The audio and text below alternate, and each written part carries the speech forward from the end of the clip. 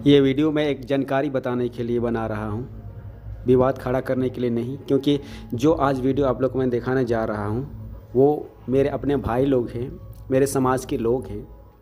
मैं बस इतना बताना चाहता हूँ कि ये जो सीज़न चल रहा है, जिसे मांगे पर्व कहा जाता है, बहुत सारे एरिया में, बहुत सारे जगहों में इस मांगे पर्व को मनाया जा रहा है। क्या आप जानते हैं, यहाँ पर जिसकी पूजा की जाती है, मैं कहूँगा एक ऐसे दुष्ट की है, बाइबल के अनुसार एक दुष्ट की है जो लोगों को अंधा बना कर रखा हुआ है। आप जानते हैं, ये ऐसे दुष्ट है जो शायद आप सुनेंगे तो आश्चर्य करने लगेंगे या चौंक जाएंगे कि आखिर ऐसा होता है, क्योंकि ऐसा ही होता है। मैं बचपन से देखते हुए बड़ा हुआ हूँ, इन सारे पूजा पाठ को देखता आया हूँ। यहाँ पर जो लोग पूजा करते हैं, घर से लेकर उस स्थान तक जहाँ पर ये लोग पूजा करते हैं, उस स्थान तक ये लोग अपने मुंह से गंदे गंदे बातों को बोलते हैं।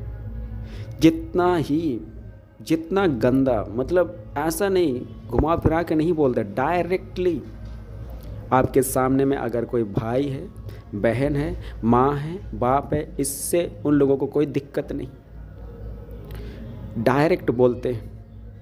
अश्लील बातें, अश्लील हरकतें भी करते हैं। ऐसे लोग करते हैं इस पर्व में। जानते हो क्यों? क्योंकि ये लोग कहते हैं ये जो पर्व है ऐसे ही देवी और देवता के लिए है। पता नहीं कितने देवी देवता है, मैं नहीं जानता, लेकिन ये लोग कहते हैं जब तक तुम ऐसे हरकतें नहीं करोगे, गंदी हरकत नहीं करोगे, गंदी बातें अपने मुंह से नहीं निकालोगे, तो ये प्रसन्न नहीं होता। आप जानते हैं ये लोग अपने मुंह से इतनी गंदी बातें निकालते हैं कि आप यदि सामने रहेंगे ना, आपको शर्म आ जाएगा कि ऐसे भी ये लोग करते हैं। देखिए शैतान किस तरह से लोगों को भरमा के रखा है, लोगों की आंखों का अंधा करके रखा हुआ है। सही और गलत को लोग नहीं देख पाते हैं, सही क्या है झूठ क्या है ये लोग नहीं समझ पाते। उनके आंखों के सामने गलत होता हुआ ये लोग देखते हैं, लेकिन समझ में नहीं आता कि ये गलत है या सही है।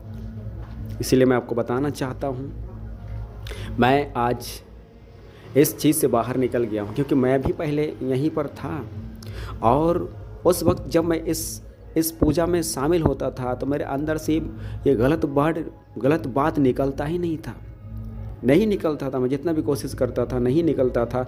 मेरे अंदर से आत्मा मुझे दबा देता था, मत बोलो, और मैं नहीं बोलता था। बहुत ख़राब लगता था मुझे, एकदम से बेइज्जती टाइप का। सिस्टरों के लिए तो एक बेइज्जत वाली बात है, इतनी गंदी बातें होती यहाँ पर, और लोग इसमें मज़ा करते हैं, आनंद करते हैं।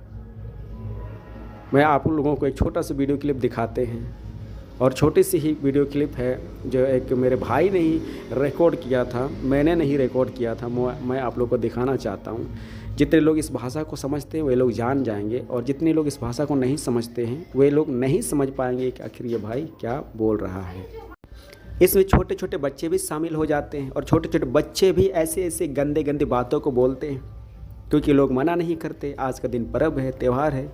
और मैं जहाँ तक सोचता हूँ, जब ये सारी चीज़ें चल रही है तो इससे भविष्य में और जो छोटे बच्चे हैं जिनका ज़िंदगी अभी शुरू ही नहीं हुआ है, ऐसे लोगों को गलत संदेश चला जा रहा है, व्यभिचार का संदेश इनके पास चला जा रहा है। और ये लोग भी जैसे जैसे बड़े हो जाते हैं ऐसे गंदे कामों को वो भी करने लगते हैं, क्योंकि ऐसा ही हमारी ये पूजा पाठ हमारे समाज सिखाता है। तो बच्चे भी वही करते हैं, क्योंकि जो देखते हैं वही करते हैं। प्रभु यीशु मसीह ने कहा, जैसे मैं वही करता हूँ जो पिता को देखता हूँ, पिता जैसे करता है मैं भी वैसा ही करता हूँ। तो आज भी जो कुछ हम लोग गलतियाँ करते हैं, बच्चे देखकर वही काम करते हैं।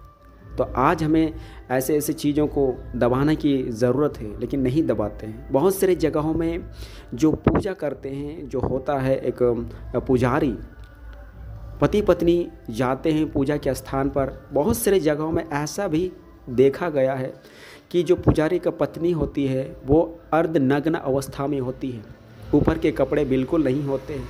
ज़रा सोच के देखिए, बुज़ुर्ग है तो चलेगा, अगर कोई उसके घर में कोई जवान बेटा है और उन्होंने शादी कर लिया है, उनकी पत्नी है, और उसका पिताजी जो पुजारी है मर जाता है, तो सोच के देखिए वहाँ पर जो है पूजा करने का जिम्मेदारी उसके बेटा को दिया जाता है। आप सोच के देखिए, उसका बेटा ने शादी किया है और नया जवान लड़का है, और उसकी पत्नी को जब इस तरह से ऊपर के वस्त्र उतारने को कहा जाता है तो सोच के देखिए कितनी शर्म की बात है। वो कैसे बर्दाश्त करेगी। सारे लोग उसके अंगों को देखकर गलत गलत बातें बोलने लगते हैं। अब सोच के देखिए कैसे कैसे दुष्ट आत्मा कार्य कर रहे हैं। इसीलिए मैं निरंतर प्रार्थना करते रहता हूँ अपने लोगों के लिए, ताकि उनकी आंखें खुल जाए। और मैं आप लोगों से भी रिक्वेस्ट करता हूँ कि ज़रूर ऐसे ऐसे लोगों के लिए प्रार्थना में ज़रूर याद रखिए और प्रार्थना करिए, ताकि लोग शैतान के चंगुल से बाहर निकल सके और उनको उद्धार मिल सके जो प्रभु यीशु मसीह में देना चाहता है।